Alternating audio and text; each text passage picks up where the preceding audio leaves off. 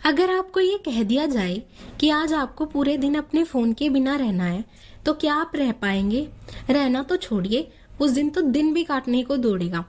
अब जरा कल्पना कीजिए उस समय की जब फोन या कंप्यूटर जैसी तकनीक नहीं हुआ करती थी। वह समय लोगों के लिए कितना कठिन रहा होगा। लोगों को एक जगह से दूसरी जगह अपनी बात पहुंचाने के लिए भी मीलों की दूरी तय करनी पड़ती होगी। फिर समय के साथ पत्र के आविष्कार ने इसे थोड़ा आसान कर दिया, लेकिन परेशानियां फिर भी कम नहीं हुई। अभी भी लोगों को अपनी बात पहुंचाने के लिए कितनी मुश्किलों का सामना करना पड़ता होगा।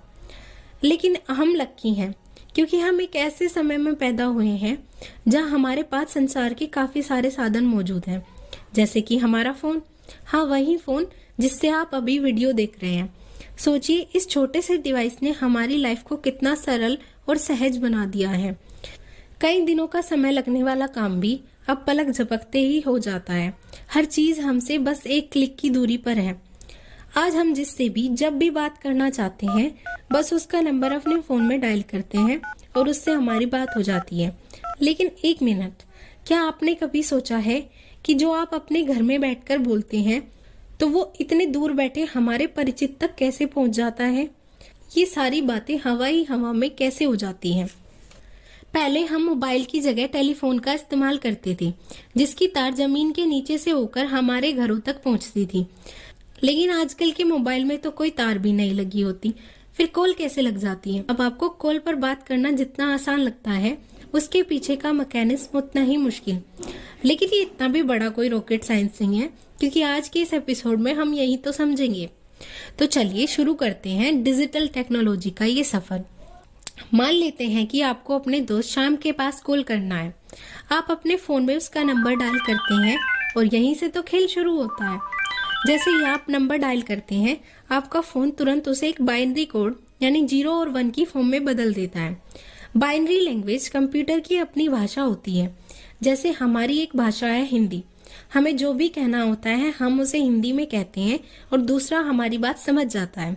वैसे ही कंप्यूटर की भी अपनी एक भाषा होती है। हम उसे जो भी करने को कहते हैं वो उसे बाइनरी कोड 0 और 1 की फॉर्म में समझता है।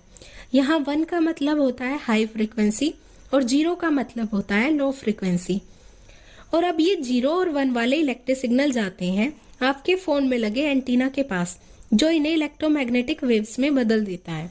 लेकिन ये इलेक्ट्रोमैग्नेटिक वेव्स ज्यादा दूरी तय करने में सक्षम नहीं होती, इसलिए हमें जरूरत पड़ती है सेल टावर की। ये वही टावर होते हैं जो आप अपने घरों के आसपास लगे हुए देखते हैं।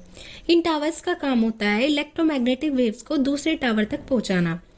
लेकिन ये काम कैसे करते हैं, चलिए पहले वो समझ लेते हैं।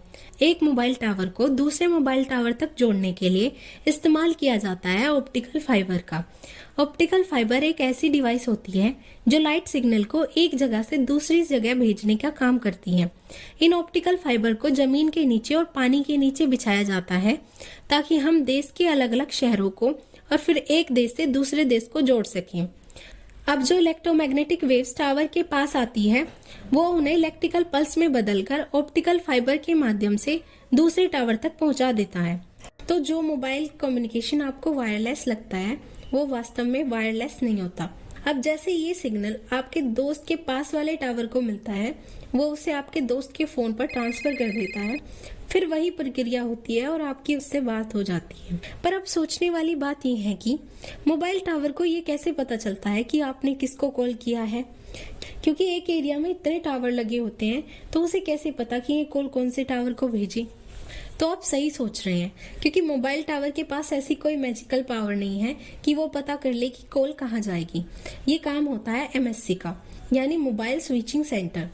ये वही सेंटर होता है जहां से आप अपना सिम कार्ड खरीदते हैं, जिसके पास आपकी सारी जानकारियां होती है कि आप अभी कौन से एरिया में हैं, किससे बात कर रहे हैं। अब एमएससी को ये सब कैसे पता चलता है? अरे आप खुद ही तो बताते हैं जब सिम कार्ड खरीदते हैं। सिम कार्ड का फुल फॉर्म होता है सब्सक्राइबर आइडेंटिटी मॉड्यूल। ये एक प्लास्टिक की चिप होती है। इस चिप के साथ आपको एक यूनिक नंबर मिलता है, जिससे आपकी एमएससी को ये पता चल सके कि ये कॉल इस सब्सक्राइबर के लिए आया है। हर एक एरिया की अपनी एमएससी होती है। आपका सिम जिस एरिया की एमएससी से रजिस्टर होता है, वो आपकी होम एमएससी होती है। जब टावर को कोई सिग्नल मिलता है, तो वो पहले आपकी कॉल को आपकी होम एमएससी को फॉरवर्ड करता है। फिर आपकी होम एमएससी ये चेक करती है कि सब्सक्राइबर यानी आपका दोस्त बिजी तो नहीं है या उसका मोबाइल स्विच ऑफ तो नहीं है। अगर ऐसा है तो वो सर्वर बिजी कहकर फोन काट देते हैं, और अगर सब ठीक रहता है तो आपकी कॉल कनेक्ट कर दी जाती है और आपके दोस्त से बात हो जाती है। लेकिन एक सवाल अभी भी रह गया है। मान लो कि आपका दोस्त आपकी होम एमएससी से दूर हो, तब ये कॉल कैसे कनेक्ट होती है? तो आपके फोन में कभी टुक टुक करके एक आवाज आती है ना, तब आपकी होम एमएससी ये जानने की कोशिश कर रही होती है कि आप अभी कौन से सेल टावर के पास हैं, यानी आपकी लोकेशन क्या है। आप दूसरी एमएससी के क्षेत्र में हैं, तो आपकी होम एमएससी दूसरी एमएससी से संपर्क करती है और आपकी कॉल को दूसरी एमएससी के द्वारा फॉरवर्ड कर दिया जाता है और आपकी उससे बात हो जाती है जिससे आप बात करना चाहते हैं।